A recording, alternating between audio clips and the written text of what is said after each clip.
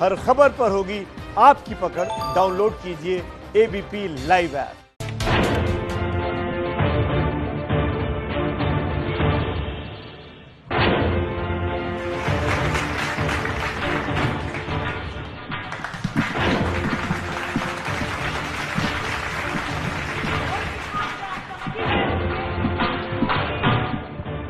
ढोल की थाप से आप समझ ही गए होंगे कि कौन बनेगा बिग बॉस में। एक बार फिर हम वापस आए हैं छोटे से ब्रेक के बाद, और अब कौन बनेगा बिग बॉस का कारवां आगे बढ़ेगा। 38 जिले, 50 दिन, 9000 किलोमीटर। अखिलेश आनंद के साथ आइए अखिलेश।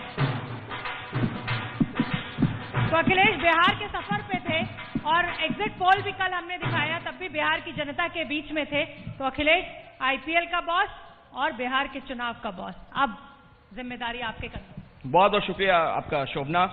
दरअसल देखिए, दोनों तरफ लड़ाई बिग बॉस की ही है। एक तरफ क्रिकेट में मुकाबला घमासान जारी है, दूसरी तरफ बिहार की राजनीति से जुड़ी हर खबर लगातार हम आपको दिखाते रहे। और बिहार में कौन बनेगा बिग बॉस, ये भी आपको पता चलने वाला है। उसके संकेत थोड़े से मिल जरूर गए हैं। तो हम इस कार्यक्रम की शुरुआत करें उससे पहले मेरे साथ एक बहुत ही खास मेहमान यहां पर जुड़ चुकी हैं। उन्हें मैं मंच पर आमंत्रित करना चाहूंगा। कांग्रेस की धाकड़ प्रवक्ता हैं सुप्रिया श्रीनेत। सुप्रिया जी, स्वागत है आपका मंच पर। तालियां बजाइए भाई, इतने यूथ हैं यहां पर, ताली वाली बज नहीं रही है। जोरदार ताली। और देखिए, बौद्धिक बहस बहुत हो चुकी, चुनाव गुजर चुका है, नेता लोग भी आराम कर रहे हैं। क्रिकेट में भी आईपीएल की बात की जाए तो बस अब समझिए एक तरीके से कि फाइनल राउंड है। तो क्यों ना हम थोड़ा म्यूजिकल रखें इस सेगमेंट को। और शुरुआत दीपक मैं आपसे करना चाहूंगा। आप मेरे साथी रहे इस लंबे सफर में, 9000 किलोमीटर की जो हमने यात्रा की, और हमारे ऊपर हमला भी हो गया था, आपको याद होगा। कुटाते कुटाते बचे। जी जी, कुटाते कुटाते बचे। तो जरा अब हो जाए जिया हो बिहार के लाला। देखिए, असल में तो बिहार की जीत हुई है, लोकतंत्र की जीत हुई है। तो बिहार के लाला सबके लिए है। जिया हो बिहार के लाला, जिया 2000 साला। जिया हो बिहार के लाला, जिया 2000 साला। तू तबारा घोर बवाला, जिया 2000 साला। जिया 2000 ताली, वाह। तनी गाई के, ताली बजाइए भाई। गाई सबके मन बहलावाए भैया। चाहे जकरा मनबा ओकरा तू जितावाए भैया। अरे जकरा मनबा ओकरा सरकार बनावाए भैया। लेकिन अपन बिहार के आगे बढ़ावाए भैया। तनी नाची गाई सबके मन बहलावाए भैया। वाह वाह दीपक, वाह। और देखिए, यही मकसद भी होना चाहिए, कोई जीते कोई हारे, लोकतंत्र में आखिरकार जनता की जीत होनी चाहिए, अच्छी सरकार बननी चाहिए। तो ये सियासत के जो रंग हैं, जो सुरलहरियां हैं, दीपक तो बिखेरते रहेंगे, लेकिन मैं अब शेफाली बग्गा को, अपनी सहयोगी को बुलाना चाहूंगा मंच पर। आप आइए और बताइए जरा, क्रिकेट में क्या चल रहा है, क्या हाल बा? पहले तो हाई फाई हम दोनों ही ढूंढ रहे हैं। बिग बॉस ढूंढ रहे हैं, आप ढूंढ रहे हैं बिहार का बिग बॉस, मैं ढूंढ रही हूँ आईपीएल का बिग बॉस। लंबा चौड़ा पैनल हमारे साथ बैठा हुआ है। लेकिन मजेदार तब होगा जब एक्चुअली में हम बात करेंगे कि वाकई जो बॉस है वो कौन बन सकता है। 3 टीमें हैं यहाँ पर, हमारे पास मुंबई है, यहाँ पर दिल्ली है और साथ में हैदराबाद है। लेकिन गौरव तो भी तीनों में, और गौरव भी है, सबसे पहले गौरव भी है। तो फाइनल में तो मुंबई ने अपनी जगह पक्की कर ली है। लड़ने के लिए आज तैयार हो रही हैं 2 टीमें, हैदराबाद और दिल्ली। किसमें कितना है दम गौरव? ओके, देखिए दिल्ली की साइड ही है, तो एक सॉन्ग फिर से दिल्ली के लिए।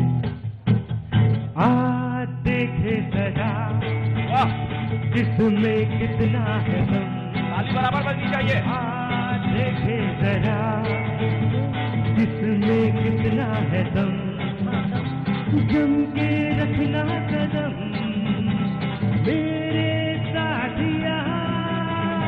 आज देखे जरा जिसमें कितना है दम, जम के रखना कदम मेरे साथिया।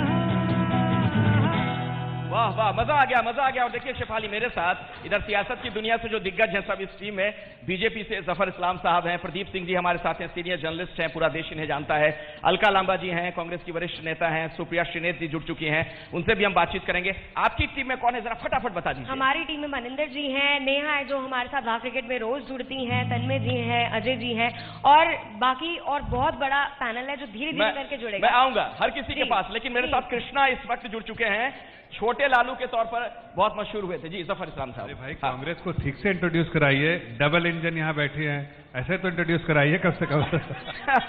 डबल तो आपकी इंजन थी बिहार में। जी कृष्णा जी बहुत बहुत स्वागत आपका एबीपी न्यूज में।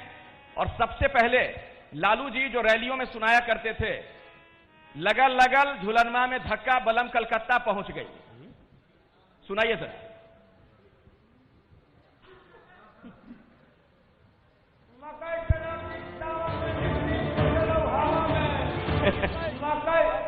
लागल झुलनिया में धक्का बलम कलकत्ता अब चलनी है नीतीश कुमार। अब बिहार के जनता इनको हेरने होने से पकड़ के भेज दिया नागपुर, पैकेट बना के इनको भेज दिया। दीपक जवाब दीजिएगा। हमने कहा कि तुम अगर हम चाहो तो कोई बात नहीं, वाह तुम किसी और को चाहोगे तो मुश्किल होगी। वाह वाह। ब्याह करके और सुशील मोदी के साथ लव मैरिज कर, लव मैरिज वाला भागे वाला बड़ा खराब हो। अब बिहार की जनता इनको गिरफ्तार कर दी, और गिरफ्तार करके और लालटेन के बटन दबाया, बोला नीतीश हो गए। क्या दीपक कुछ याद आ रहा है? देखिए अभी इलेक्शन भर में पूरा एकदम फेंका फेंकी दुराचार हुआ है। ए साइड 10 लाख, वो साइड 19 लाख, बोली लग गई है क्योंकि जनता को बनाना है। तो क्या कहना है,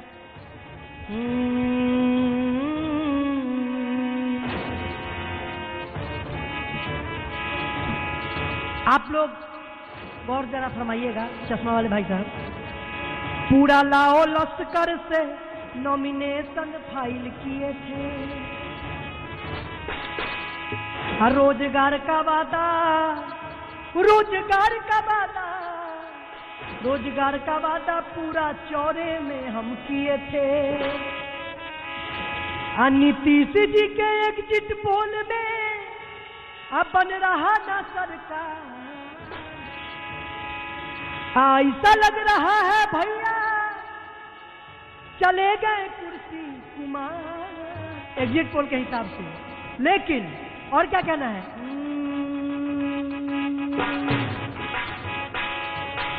उधर भी बल्ला घूम रहा है आईपीएल, और इधर भी बल्ला घूम रहा है इलेक्शन। अरे उधर भी बल्ला घूम रहा है, इधर भी बल्ला घूम रहा है, लेकिन ये जनता,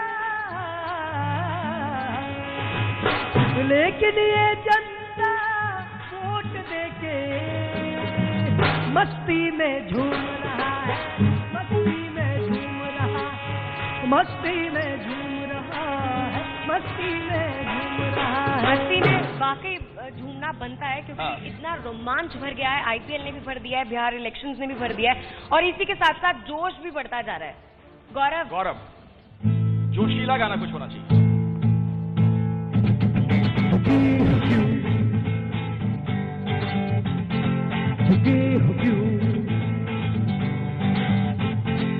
दुनिया रंग आज यारम जीत जाएंगे हम, दुनिया रंग आज यारम जीत जाएंगे हम। पीने में शोले कस जो दिल बोले, जो तेरी जान में है दम, दम जान में दम, हे दम बल्ले में दम। वाह वाह, बहुत बढ़िया बहुत बढ़िया बहुत बढ़िया। मैं आपके पास आऊंगा दोबारा शेफाली, और आप अपने साथ जो लोग यहाँ पर एक्सपर्ट्स हैं आईपीएल के, उनसे बातचीत कीजिएगा, खिलाड़ियों से। लेकिन सुप्रिया जी मेरे साथ जुड़ चुकी हैं, कांग्रेस की वरिष्ठ नेता हैं। ये जो एग्जिट पोल है, खुशी तो आपके चेहरे पर है इससे, लेकिन आपको लग रहा है कि वाकई यही होगा नतीजा? इससे बेहतर होगा। और मैं ये सिर्फ जवानी जमा खर्च नहीं कर रही हूँ, मैं 19 तारीख से बिहार में थी, आज ही सवेरे वापस आई हूँ, और मैं आपको दावे के साथ कह सकती हूँ कि हमारा प्रदर्शन इससे बेहतर होगा। मतलब हमारा में आरजेडी का या कांग्रेस का? दोनों का। अच्छा। आप स्ट्राइक रेट दोनों का देखिएगा, लेकिन मैं क्योंकि अपने आप को युवा मानती हूँ, एक प्रोफेशनल रही हूँ, और यहाँ पे इतने सारे युवा बैठे हैं, मैं आपके माध्यम से एक बात जरूर कहूंगी कि मुझे पर्सनल खुशी इस बात की है कि बेरोजगारी और रोजगार चुनावी मुद्दा बना और अंततोगत्वा सबको उसी पर चुनाव लड़ना पड़ा। ये बहुत बड़ा श्रेय जाता है बिहार की जनता को, और अब ये राष्ट्रीय मुद्दा भी बनेगा। और कांग्रेस क्या नंबर 2 नंबर 3 पर ही रहेगी? 2 तो खैर नहीं लग रहा है इसके मुताबिक, चौथे नंबर की लड़ाई लग रही है। सारा श्रेय बिहार की जनता को देती हूँ। बहुत कोशिश, बहुत प्रयास किए गए कि चुनाव को कश्मीर में जमीन खरीदने पर लिया जाए, पर वहाँ आलू खरीदने तक के पैसे नहीं थे। तो मुद्दों पर रोजगार, महंगाई, महिला सुरक्षा। कांग्रेस क्यों नहीं कन्विंस कर पाई मुद्दों पर? आप तो चौथे नंबर पर ही नजर आ रहे हैं। नहीं, अभी एग्जिट पोल के मुताबिक देखिए, महागठबंधन मिलकर लड़ा, 70 पे हम लड़े, बाकी लेफ्ट और बाकी लड़े, लेकिन ये तय है कि महागठबंधन की पूर्ण बहुमत की एक स्थिर सरकार बनने जा रही है। ठीक है प्रदीप जी, मैं आपके पास आऊं, उससे पहले जफर इस्लाम साहब, लगता है कोई चूक हो गई? लगता है कोई चूक हो गई आप लोगों से? नहीं, कोई चूक नहीं हुई। 10 तारीख का इंतजार कीजिए, नतीजे आएंगे। जो उन्हें आज लग रहा है, जो तो यही बता रहा है, तमाम एग्जिट पोल देख लीजिए, एक नहीं, ट्रेंड तो बता रहा है कि तेजस्वी यादव बन सकते हैं मुख्यमंत्री। देखिए, अगर पोल सब जितने भी एग्जिट पोल हैं अगर यकसा रहते, एक समान रहते, तो मैं समझता कि हाँ शायद उसमें आप देखिए इतना वेरिएशन किसी तरह के एग्जिट पोल में आपको दिखा नहीं होगा, जहां पर कोई 180 दिखा रहा है, कोई 72 दिखा रहा है, कोई 120 दिखा रहा है, कोई 108 दिखा रहा है, कोई 104 दिखा रहा है, कोई 99 दिखा रहा है। तो उससे समझ में आता है वेरिएशन बहुत ज्यादा है। सैंपल सर्वे किस तरह के लिया है, मैं उनकी मेथोडोलॉजी पे कोई क्वेश्चन नहीं कर रहा, ना कोई टीका टिप्पणी करूंगा, लेकिन यह जरूर कहूंगा, और इसका मुझे अधिकार भी है जी, कि जब तक नतीजे नहीं आते हैं इनको ललकार सकता हूं मैं।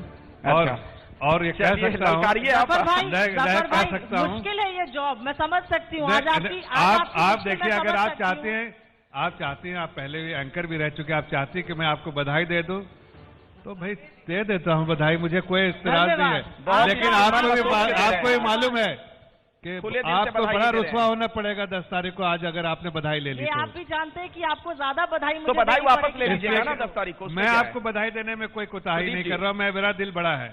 अगर आपको लगता है कि 2 दिन, चलो भाई 4 दिन की चांदनी तो देख लें, तो दिखा देता हूं, आपको बधाई देता हूं। लेकिन कल अगर ऐसा ना होगा तो आपको लोगों के सामने, आज युवा पीढ़ी बैठी, इनके सामने आप चेहरा नहीं दिखा पाएंगे। इन्हीं युवाओं ने सबक सिखाया है जफर भाई, इन्हीं युवाओं ने, मैं तो कहता हूँ इन्हीं युवाओं की वजह से खड़े होके कहा है। पहले बिल्कुल, आप भी एक युवा लेकर आए थे, लेकिन उस युवा ने आज तक कोई इम्पैक्ट नहीं छोड़ा।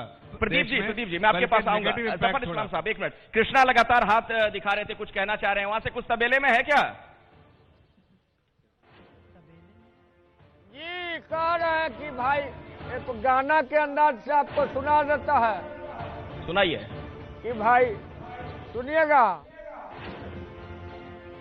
सर से ओ धीरे धीरे, अरे पागल हुआ बिहार तेजस्वी जी तेरे लिए, अरे तेरी चुनरिया इस बार लालटेन चली, तेरी चुनरिया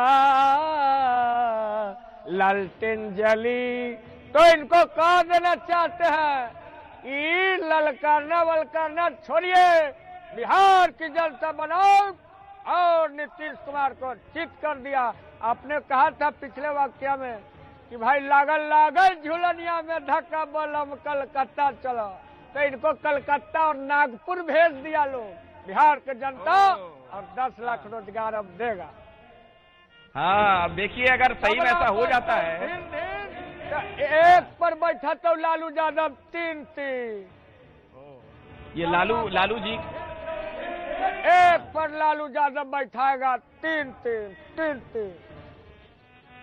शेफाली, आप कुछ कहना चाह रही हैं जल्दी से, उसके बाद दीपक के पास जाऊंगा। मैं यही कहना चाह रही थी कि जहां पर एक तरफ नीतीश जी और तेजस्वी जी फुल ऑन आ देखे जरा किसमें कितना दम कर रहे हैं, वहां पर हमारी पूरी प्लेइंग 11 तैयार है, आके देखे जरा किसमें कितना दम कहने के लिए। चलिए, तो इनका दम हम देखेंगे। अगर आप देखें कि चैंपियन कौन होगा, ये बोलना डिफिकल्ट है, लेकिन हैदराबाद और दिल्ली का मैच भी बहुत इंपॉर्टेंट है। हमको लगता है इस बार दिल्ली ने आज तक कभी खिताब जीता नहीं है, हैदराबाद एक बार जीत चुकी है। सो अगर दिल्ली इस खिताब में जीतती है, जो मैच है हैदराबाद के साथ अगर जीतती है, या हैदराबाद अगर जीतती है, हैदराबाद में आप देखिए रिद्धिमान साहा ने बड़ा अच्छा कमबैक किया है। लास्ट मैच उन्होंने इंजर्ड था इसीलिए मिस किया।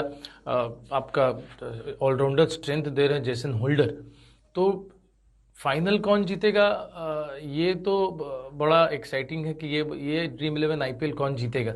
लेकिन हमको लगता है कि दिल्ली और हैदराबाद, दिल्ली कैपिटल्स और हैदराबाद SRH में जो भी जीतेगा वो फाइनल में उसका एज ज़्यादा रहेगा मेरे मुताबिक।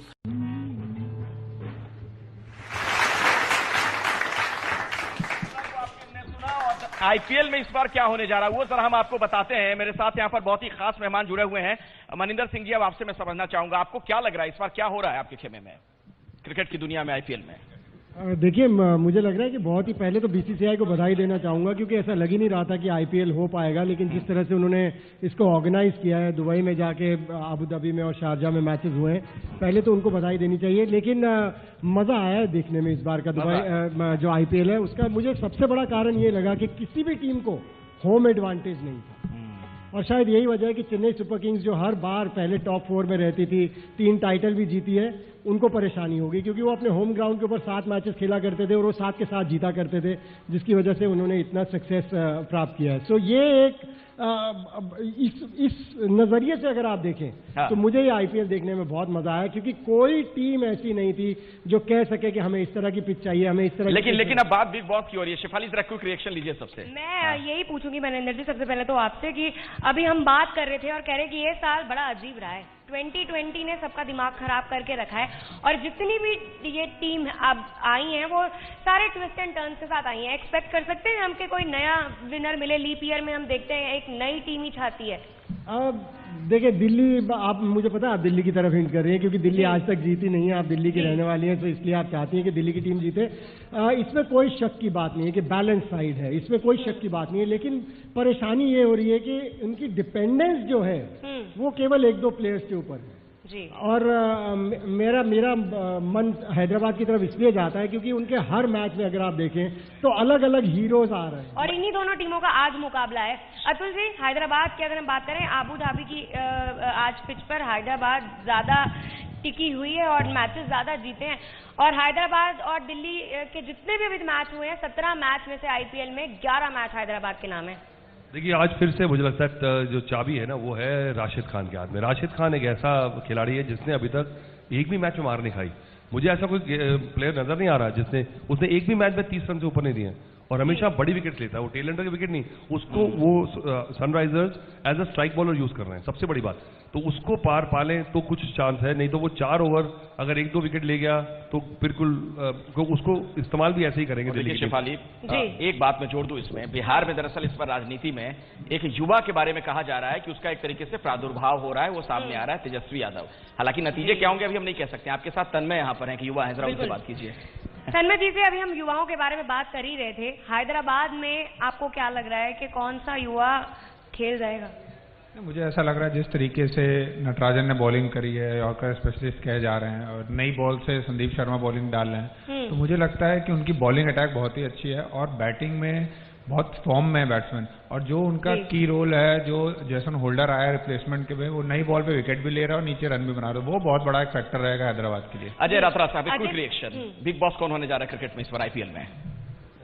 देखिए, मुंबई तो फाइनल में पहुंच ही चुकी है, और जहां तक बात करें आज के मैच की, दिल्ली और हैदराबाद टीम जो है बहुत अच्छे फॉर्म में, बड़ी अच्छी लय में है। 5 मैच लगातार जीती है इस अभी टूर्नामेंट में, और दिल्ली थोड़ा स्ट्रगल करती हुई दिख रही है।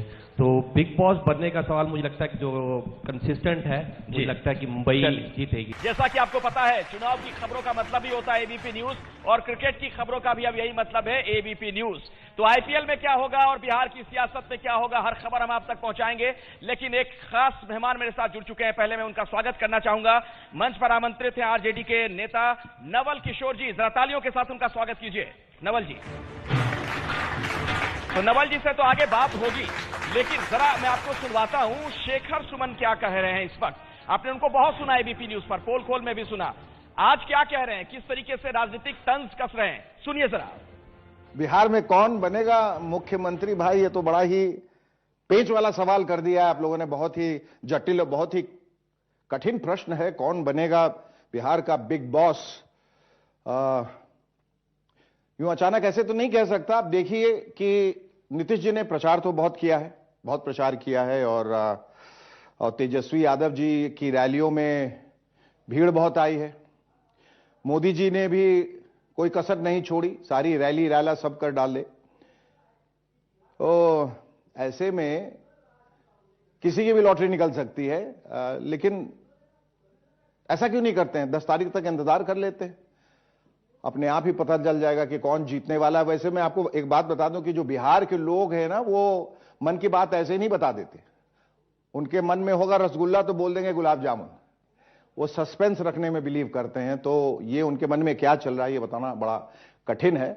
अब जैसे ही ईवीएम की मशीनें खुलेंगी, भक से जो है वो रिजल्ट बाहर आ जाएगा, तो मशीन खुलेगी और खुलने के साथ ही ये पता चल जाएगा किसकी तकदीर खुलने वाली है और किसकी बंद होने वाली है। तो इंतजार कीजिए। लेकिन अगर आप बहुत जोर देके मुझसे पूछेंगे कि कौन सरकार जो है वहां बना सकता है, तो मेरे ख्याल से बिहार में इस वक्त जो हवा चल रही है वो थोड़ी एंटी इनकम्बेंसी वाली चल रही है। यानी कि 15 साल हो गए हैं तो लोग बदलाव चाहते हैं। देखिए, गाड़ी अगर जब पुरानी हो जाती है तो फिर उसे खटारा कहते हैं, चाहे वो बड़े ब्रांड की गाड़ी क्यों ना हो, लेकिन 10-15 साल के बाद खड़खड़ फड़फड़ आवाज आने लगती है, टायर वीक हो जाते हैं, चलती है किसी तरह से।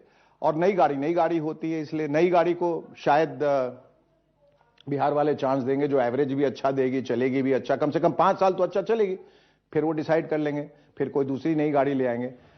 इसलिए मेरे हिसाब से शायद महागठबंधन है उसकी सरकार आ सकती है। जस्ट गैस, दावा नहीं। तो शेखर सुमन को आपने सुना, और देखिए बात बदलाव की हो रही है। तो शेफाली, हमने देखा कि अमेरिका में भी बदलाव की बयार है, ट्रंप गए, बाइडेन आए। बिहार में भी लोग कह रहे हैं कि नीतीश बाबू जा रहे हैं, तेजस्वी आ रहे हैं। एग्जिट पोल के मुताबिक तो यही लग रहा है। क्रिकेट की दुनिया में भी आपको लग रहा है क्या कि कुछ बदलाव जैसी गुंजाइश है? मुंबई इंडियंस की हार होगी?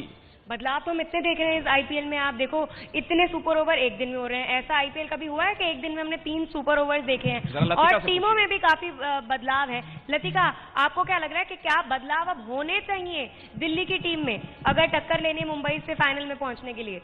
बस थोड़ा कॉन्फिडेंस दिखाना होगा। दिल्ली की टीम्स को डिपेंडेंट नहीं होगा एक ही प्लेयर के ऊपर। जैसे लास्ट मैचेस में देखा, अगर शिखर धवन ने 2 बार लगातार सेंचुरी की है, उस पर ही डिपेंडेंट हो गई है। लतिका, पृथ्वी शॉ पर बहुत सारा सवाल उठ रहे हैं। बिल्कुल बिल्कुल, और हम काफी समय से देख रहे हैं, काफी मैचेस गुजर गए हैं इस आईपीएल के, अभी तक उनके बल्ले से कोई भी स्कोर नहीं निकला है। तो अगर अजिंक्य रहाणे को अगर ऊपर लाते हैं तो शायद यहाँ पर कुछ ना कुछ चांस बनेगा उनके लिए। शायद कुछ पलटवार हो जाए। चलिए, आप पलटवार कीजिए। देखिए, बदलाव की बात हो रही है ना। मेरे साथ जफर इस्लाम साहब यहाँ पर हैं, भारतीय जनता पार्टी के बड़े नेता हैं, राष्ट्रीय प्रवक्ता हैं। जफर इस्लाम साहब, आपको लग रहा है क्रिकेट की दुनिया में भी कुछ बदलाव की गुंजाइश है आईपीएल में? देखिए, पॉलिटिक्स में तो बहुत बात कर लिया। अच्छा है कि आपने मौका क्रिकेट के लिए दिया। इतने दिग्गज खिलाड़ी लोग बैठे हैं उनके सामने। मैंने थोड़ा बहुत क्रिकेट खेला, मेरा फर्स्ट पैशन वही था। अंडर 19 कुछ बिहार ट्रॉफी और ये सब खेला है मैंने, विजी ट्रॉफी ये सब खेला है मैंने। लेकिन इन लोगों के सामने अदना सा खिलाड़ी हूँ। तो जब आपने सवाल पूछा तो मैं जरूर कहूंगा कि देखिए, मेरे इन लोगों की समझ ज्यादा होगी मेरे से, लेकिन मुझे इमोशन, पैशन सब मुंबई इंडियंस के लिए है। और ये मुझे पूरा लगता है कि चूंकि मैं मुंबई का हूँ, मैं उसके लिए चीयर किया है जब से आईपीएल शुरू हुआ है, लेकिन इस बार भी करूंगा, उसी के लिए कर रहा हूं। लेकिन एक बात जरूर कहूंगा कि इस बार का जो आईपीएल जो है, हालांकि पॉलिटिकल काम की वजह से ज्यादा देख नहीं पाए, लेकिन जितनी भी फीडबैक आई है कि सबसे ज्यादा इस बार लोगों ने टेलीविजन पे देखा है। और सबसे बेहतरीन जो ऑर्गेनाइज किया हुआ है इस बार का आईपीएल किया हुआ है। तो जिसने भी, वो भी कोविड जो भी आईपीएल कमिश्नर है, मुझे नाम नहीं मालूम है कौन है, जिन्होंने भी ऑर्गेनाइज किया, उनको बहुत बहुत बधाई के पात्र है, इसलिए कि बहुत अच्छा उन्होंने ऑर्गेनाइज किया। चलिए, चूंकि बदलाव की बात हो रही है, क्रिकेट में बदलाव की बात हमने शेफाली की। प्रदीप सिंह जी से मेरा एक सवाल है, सीनियर जर्नलिस्ट हैं आप। प्रदीप जी, एक बात बार बार जो कही जा रही है कि बिहार में अगर हम बदलाव देखते हैं, तेजस्वी आते हैं, तो उनसे क्या ये उम्मीद करनी चाहिए, बदलाव के मामले में बात कर रहा हूं, कि अपने स्वभाव में वो बदलाव लाएं और अपने कार्यकर्ताओं को भी, पार्टी के नेताओं को भी थोड़ा बदलने के लिए कहें, क्योंकि उन लोगों पर आरोप लगता है कि थोड़े आक्रामक रहते हैं वो? देखिए अखिलेश जी, मेरा मानना है कि जिम्मेदारी व्यक्ति को में बहुत बदलाव लाती है।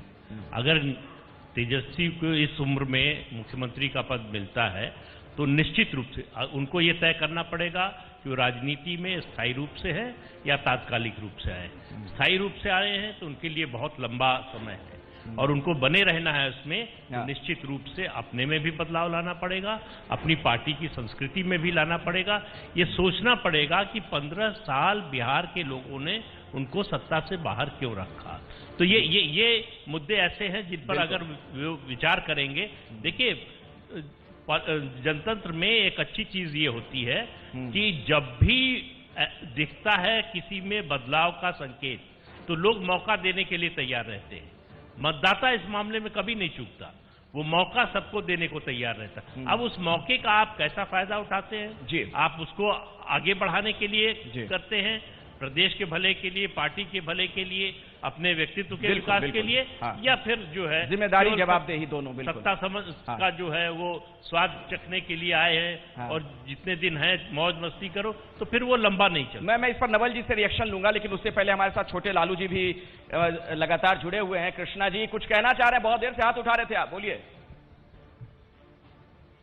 जी। कहना चाह रहे नीतीश जी को कि 10 साल पहले मुझे तुमसे प्यार था, आज भी है और कल भी रहेगा, लेकिन नीतीश जी को जनता से प्यार नहीं है।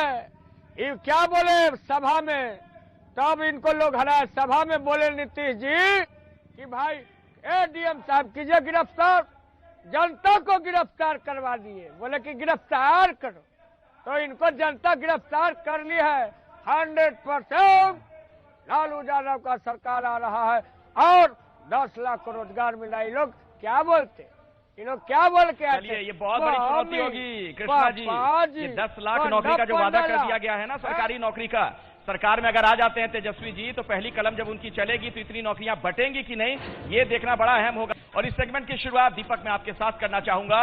और चूंकि अब चुनाव खत्म हो चुका, मतदान खत्म हो चुका, नतीजों का इंतजार है, तो जो जनता है जिसने इतनी मेहनत की या कार्यकर्ता अलग अलग पार्टियों के, उनको कुछ कहना चाहेंगे गाने के माध्यम से? जी देखिए, 10 नवंबर को बहुत पावन दिन है, इलेक्शन का रिजल्ट आ रहा है। कंफ्यूज नहीं होना है, नर्वस नहीं होना है। जो हारे जीते कुछ भी हो, दिल किडनी लीवर गुर्दा पर मत लीजिएगा इन चीजों को, फिर अगला साल लड़िएगा। और 10 नवंबर को मेरा गाना भी आ रहा है, क्योंकि शेफाली बग्गा जी बिग बॉस से थी, तो हमारी बिग बॉस की को कंटेस्टेंट सोमी खान उनके साथ आ रहा है, रीना मेहता जी का गाना। तो कहना है, गाने का नाम है लेट्स गो डांस। लोगों को पता है कि अंग्रेजी हमारा कितना मजबूत है, तो हम यही 3 शब्द हम गाने में बोल सकते हैं। सुनिएगा। 10 नवंबर को भाई करिए वे, याद रखिएगा ना करिए लेट। और 10 नवंबर को भाई करिए वे, याद रखिएगा ना करिए लेट। इलेक्शन का रिजल्ट आ रहा, अरे साथ में मेरा गाना ला रहा। इलेक्शन का रिजल्ट आ रहा, भैया मेरा गाना ला रहा। और क्या है, तो जनता मत करिएगा, तो जनता मत करिएगा मिस ये चांस। रिजल्ट कुछ भी आए तो लेट्स गो डांस, अरे डांस, अरे डांस भैया डांस, लेट्स गो डांस, अरे डांस, अरे डांस भैया डांस। चिल मारिए एकदम। और आरजेडी के नेता नवल किशोर जी बिल्कुल डांस करने की अब तैयारी में है। एग्जिट पोल के मुताबिक मैं कह रहा हूं, अभी नतीजों के लिए हमें इंतजार करना चाहिए। जरा ये बताइए, अब आपके सामने सबसे बड़ी चुनौती क्या होगी अगर आप सत्ता में आते हैं तो? क्योंकि आपके नेता जो हैं तेजस्वी जी, उन्होंने ऐसी बात कह दी है कि 10 लाख नौकरी मैं दूंगा। पहला जो सिग्नेचर वो करने जा रहे हैं उससे,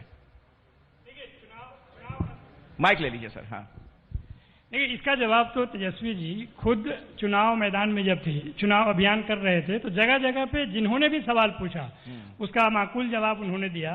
और जनता ने उन पर विश्वास किया, उनके जवाब पे विश्वास किया। बात रही नौकरी देने की या अवसर देने की, तो आपको मालूम है अवसर नहीं, फिर आप बदलिए मत, सरकारी नौकरी, सरकारी नौकरी, बिल्कुल सरकारी नौकरी भी अवसर ही है और अपॉर्चुनिटी। नहीं, ये तो स्वरोजगार की बात इस्लाम भी कर रहे थे, आत्मनिर्भर बनाने की बात, ये तो सृजन की बात करें, बस कंप्लीट कर लें। तो ये बात तो कह ही रहे थे।